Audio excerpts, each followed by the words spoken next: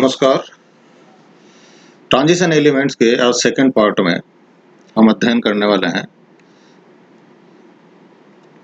Configuration के बारे में, जो हमने फर्स्ट ट्रांजिशन सीरीज के कॉन्फ़िगरेशन तक करके हमने पिछले पार्ट में छोड़ दिया था। सेकंड ट्रांजिशन सीरीज में हम देखेंगे कि इनका कॉन्फ़िगरेशन जो है वो होता है इट्रियम के लिए 4d15s2, जर्कोनियम के लिए 4d25s2।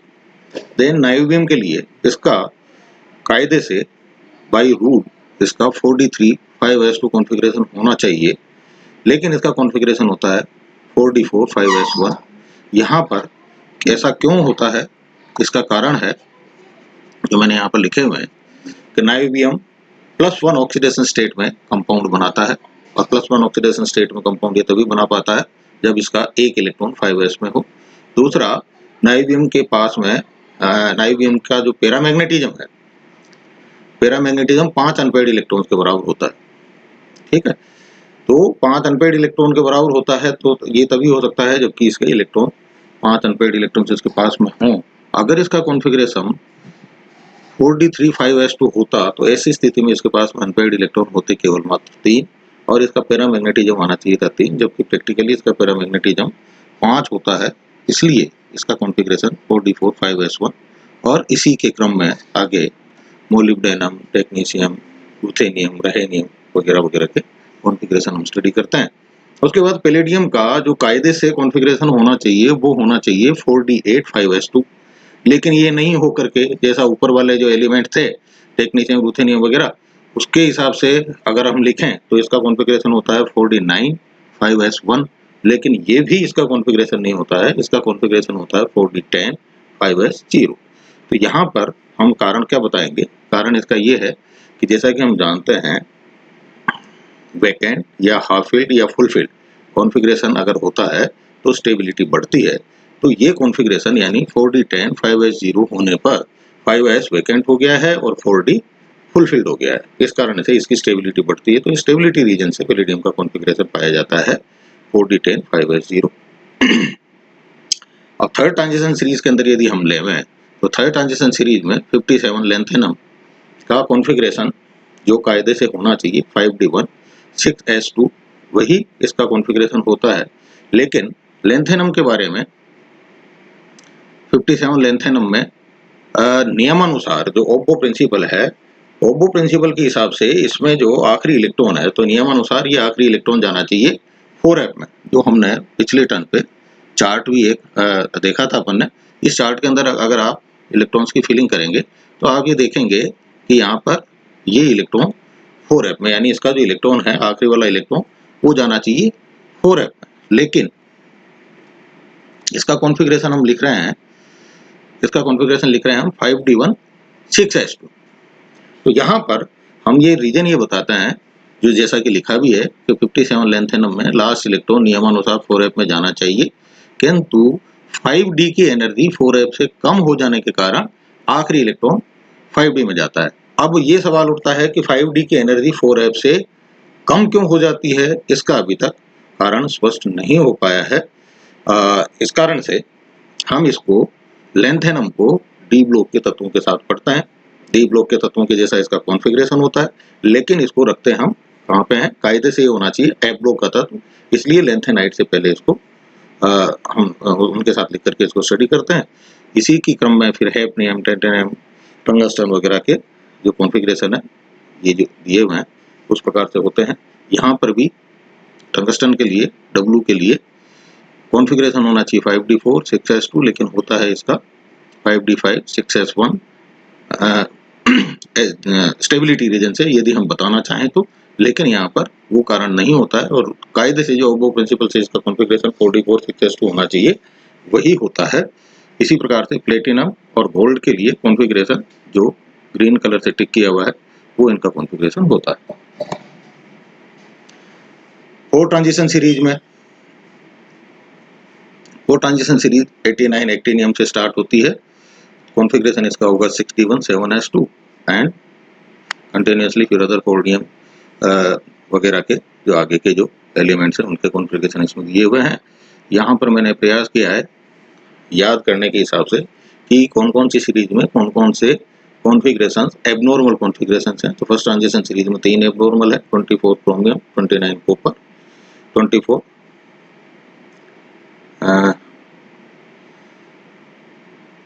ये 24 क्रोमियम दोबारा इसके अंदर छप गया है, कोई नहीं। सेकंड ट्रांजिशन सीरीज में 41 नाइबियम से लेकर के 45 रैनियम तक, देन 47 सिल्वर एंड 46 पैलेडियम को अलग इंक में इसलिए दिया है कि ये डबल एबनॉर्मल है।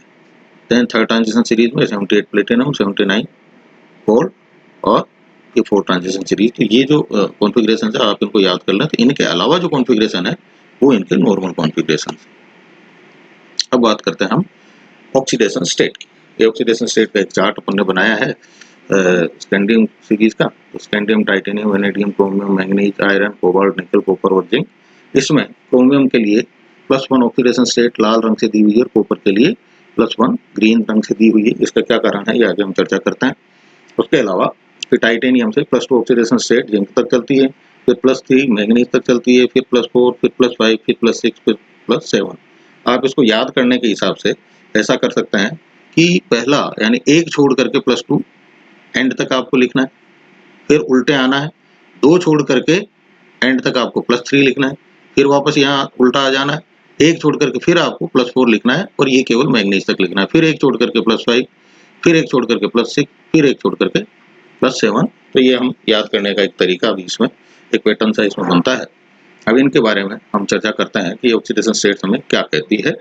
पहला, स्कैंडियम में आप देख रहे हैं, स्कैंडियम में केवल +3 ऑक्सीडेशन स्टेट ही दिखाई दे रही है। तो स्कैंडियम केवल +3 ऑक्सीडेशन स्टेट शो करता है। क्यों करता है? क्योंकि इसमें स्कैंडियम से जब एक इलेक्ट्रॉन निकालते हैं, जिसको हम बोलते हैं आयनाइजेशन पोटेंशियल। आयनाइजेशन पोटेंशियल किसे कहेंगे?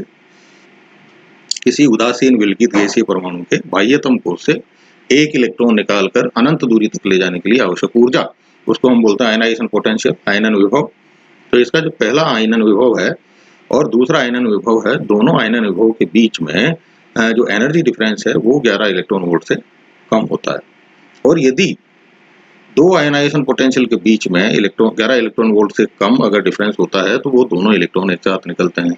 तीसरा हम देखते हैं इसमें, दूसरे के बाद में तीसरा आयनाइजेशन पोटेंशियल यानी दूसरे और तीसरे के बीच में भी जो गैप है वो 11 इलेक्ट्रॉन वोल्ट से कम है।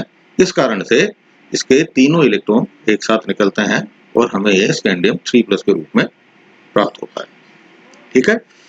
अब जिंक के लिए अपन देखें, जिंक में अपन देख रहे हैं कि ये केवल +2 ऑक्सीडेशन स्टेट शो करता है, या हम ये कह सकते हैं कि zinc higher oxidation state show नहीं करता। क्यों नहीं करता? क्योंकि ऊपर वाला ही रीजन यहाँ पर हम देंगे। क्या रीजन है कि इसका फर्स्ट और सेकंड आईपी जो है उनमें तो एनर्जी डिफरेंस 11 इलेक्ट्रॉन वोल्ट से कम है, लेकिन सेकंड और थर्ड आयनाइजेशन पोटेंशियल यदि देखें तो उनके बीच में जो इसका एनर्जी डिफरेंस है वो 16 इलेक्ट्रॉन वोल्ट से ज्यादा है। और 16 इलेक्ट्रॉन वोल्ट से ज्यादा अगर एनर्जी डिफरेंस होता है तो ऐसी स्थिति में वो इलेक्ट्रॉन बाहर आसानी से नहीं निकलता। इसलिए जिंक केवल +2 ऑक्सीडेशन स्टेट ही हमारे को देता है। फिर बात करें, स्कैंडियम से मैंगनीज तक ऑक्सीडेशन स्टेट्स की संख्या बढ़ती है। क्यों? क्योंकि नंबर ऑफ अनपेयर्ड इलेक्ट्रॉन बढ़ते हैं। आप यहाँ देख लीजिए, स्कैंडियम से लेकर के मैंगनीज तक यदि आप देखें तो स्कैंडियम से मैंगनीज तक ये +2, +3, +4, +5, +6, +7 ये लगातार बढ़ती जा रही है। तो ऐसा क्यों होता है? ऐसा इसलिए होता है क्योंकि नंबर ऑफ इलेक्ट्रॉन बढ़ते हैं। अब मैंगनीज के बाद ऑक्सीडेशन स्टेट्स की संख्या घटती है क्योंकि नंबर ऑफ अनपेयर्ड इलेक्ट्रॉन घटता है। चौथी बात, कॉपर +1 ऑक्सीडेशन स्टेट शो करता है क्योंकि इसके आउटर मोस्ट ऑर्बिट में एक अनपेयर्ड इलेक्ट्रॉन होता है। जब हमने कॉन्फ़िगरेशन देखा था तो वहां पर यदि हम वापस चलें तो ऊपर के कॉन्फ़िगरेशन में आप देखेंगे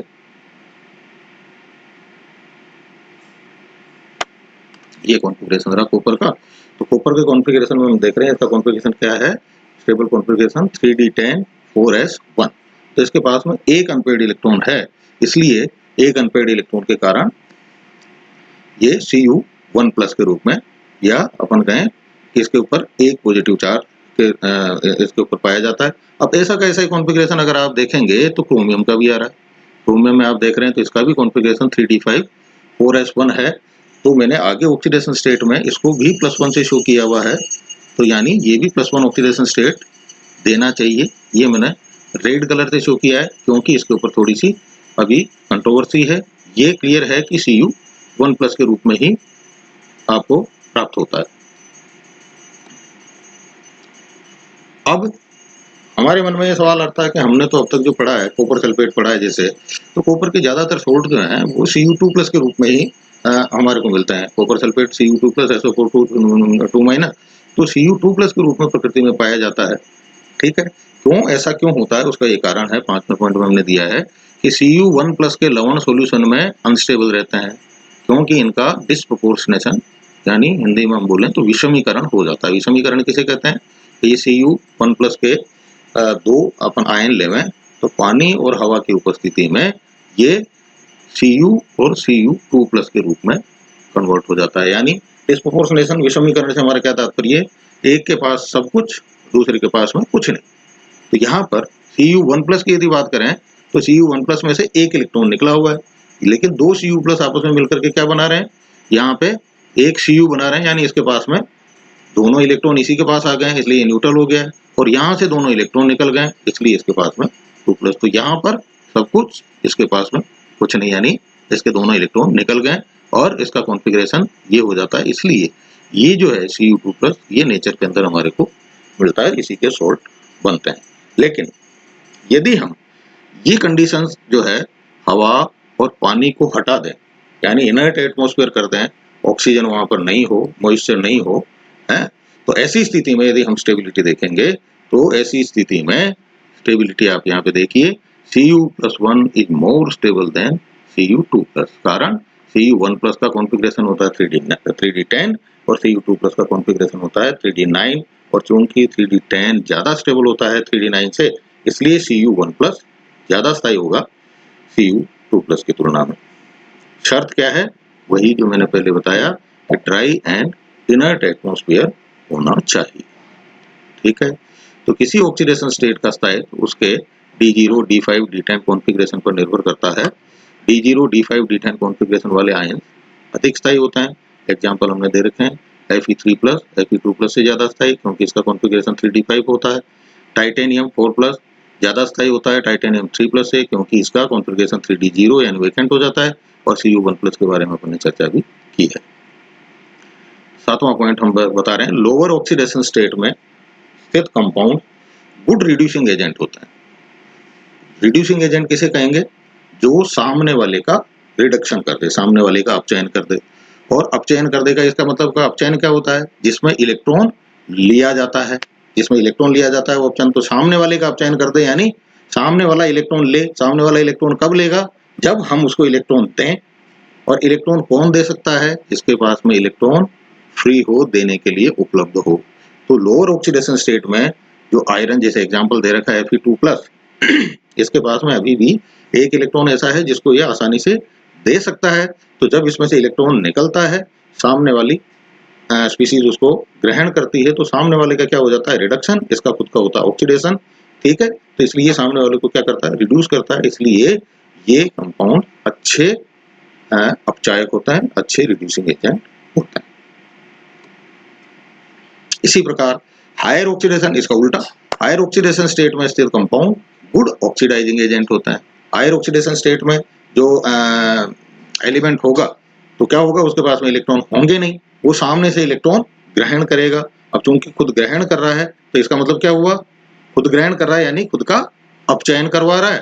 तो खुद का अपचयन करवा रहा है तो इसका मतलब क्या हुआ? सामने वाले का ऑक्सीडेशन करवा रहा है। तो हायर ऑक्सीडेशन स्टेट वाले अच्छे ऑक्सीकारक होता है, गुड ऑक्सीडाइजिंग एजेंट होता है। अगला पॉइंट, लोअर ऑक्सीडेशन स्टेट में कंपाउंड्स आयोनिक, जबकि हायर ऑक्सीडेशन के कंपाउंड्स कोवेलेंट होता है।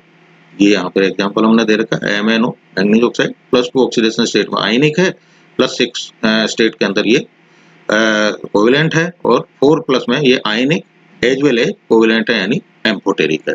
जब ये आयनिक होता है तो ये बेसिक होता है, जब ये कोवेलेंट बॉन्ड बनाता है तो ये एसिडिक होता है। कारण क्या है? क्योंकि कुछ इलेक्ट्रॉन्स निकलने के बाद बचे हुए इलेक्ट्रॉन्स अधिक आकर्षण बल के द्वारा नाभिक की ओर आकर्षित रहते हैं। कुछ इलेक्ट्रॉन निकल गए तो इलेक्ट्रॉन निकल गए, लेकिन नाभिक तो उतना का उतना ही पावरफुल है, और जब इलेक्ट्रॉन निकल गए तो अब उसके पास में अट्रैक्ट करने के लिए इलेक्ट्रॉन्स कम बचे, तो ऐसी स्थिति में वो क्या होंगे? और ज्यादा आकर्षण से आकर्षण बल महसूस करेंगे, तो आकर्षण बल द्वारा नाभिक की ओर आकर्षित होते हैं, अतः उनको आसानी से यानी इलेक्ट्रॉन्स को आसानी से बाहर नहीं निकाल सकते, अतः कंपाउंड में आयनिक की जगह साझे के द्वारा यानी कोवेलेंट बॉन्ड बनाने की प्रवृत्ति उत्पन्न हो जाती है। दूसरा एग्जांपल ये दे रखा है, CrO +2 ऑक्सीडेशन स्टेट आयनिक +3 एम्फोटेरिक और आयनिक एज वेल एज कोवेलेंट और +6 कोवेलेंट। CrO बेसिक तभी होगा जब इसका आयनाइजेशन हो, जैसे अपन ने कहा ना कि यदि वो आयनिक होगा, यहाँ पर हमने लिखा यदि वो आयनिक होगा तो बेसिक होगा और यदि वो कोवेलेंट होगा तो एसिडिक होगा। उसी को हमने यहाँ स्पष्ट करने का प्रयास किया है कि CrO बेसिक तभी होगा जब इसका आयनाइजेशन हो, यानी उसके अंदर आयनिक बॉन्ड हो। जो हमने यहाँ पर एग्जाम्पल दे रखा है, CrO टूटता है ये Cr2+ में और O2- में, ये O2- पानी से रिएक्ट करके देता है हमारे को hydroxyl ion OH ion. Oxygen से ऑक्सीजन, ऑक्सीजन आयन से ऑक्सीजन आयन कैंसिल हो गया, तो इक्वेशन क्या हो गई, CrO + H2O, ये क्या देता है आपको Cr2+ आयन और 2 OH- आयन। तो यानी हाइड्रोक्सिल आयन कब बनेंगे, जब उसका बॉन्ड आयनिक हो और आयनिक बॉन्ड टूट करके आयंस में आयंस प्रोड्यूस करे, तो वो बेसिक होगा। यानी दोनों चीजें साथ साथ जुड़ी हुई है, यदि वो बेसिक है तो आयनिक होगा, या हम कहें कि आयनिक होगा तो वो बेसिक नेचर का होगा। CrO3 एसिडिक है, ये CrO3 की बात करें एसिडिक है, क्यों, क्योंकि इसमें बॉन्ड होता है कोवेलेंट, ठीक है। तो यहाँ पर देखिए आप, CrO3 पानी से रिएक्ट करके क्या बनाता है, H2CrO4, और ये H2CrO4 जो एक एसिड है, ये टूट करके क्या बनाता है, H आयन और क्रोमेट आयन। तो इक्वेशन होगी ये कि हमें H आयन प्राप्त हो रहा है, इसका मतलब ये एसिडिक है। तो CrO3 एसिडिक है क्योंकि इसमें कोवेलेंट बॉन्ड है और इसका आयनाइजेशन नहीं होता, बल्कि ये पानी से संयुक्त होकर एसिड बनाता है। तो दोनों चीजें एक साथ हैं, यदि वो कोवेलेंट होगा तो एसिडिक होगा और आयनिक होगा तो वो बेसिक होगा। अब हमने जो चर्चा की थी क्रोमियम के बारे में, विन्यास के समय अपन ने बात की थी कि Cu1+ बनाता है, तो Cr भी +1 ऑक्सीडेशन स्टेट शो, यहाँ पर शब्द काम में लिया अपन ने, कर सकता है, किंतु यह अभी विवादास्पद है। इसके कुछ एग्जांपल्स हैं जो नाइट्रोसिल्स में मिलते हैं, जैसे ये एग्जांपल हम ले में CrCN5NO और इसके ऊपर चार्ज है 3-। इसके ऊपर 3- चार्ज कब हो सकता है, क्योंकि हम जानते हैं कि साइनाइड Cn के ऊपर चार्ज कितना होता है, -1। 5 साइनाइड आयन क्रोमियम के साथ लगे हुए हैं, इसका मतलब 5- चार्ज इसके पास उपलब्ध हैं।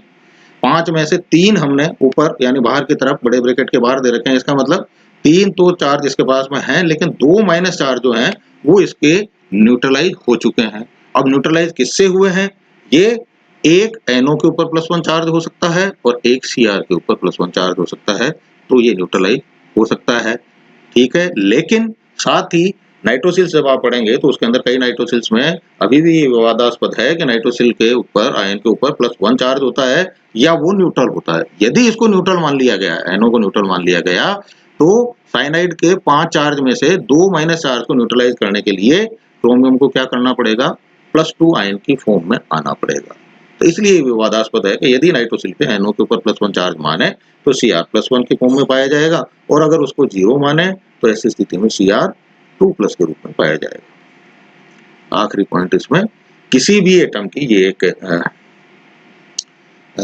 बात है जो कि इंटरेस्टिंग है कि किसी भी एटम की ऑक्सीडेशन स्टेट उसके ग्रुप नंबर से अधिक नहीं होती, इसका अपवाद है कॉपर। आप देखेंगे पीरियोडिक टेबल की तरफ वापस चलते हैं हम,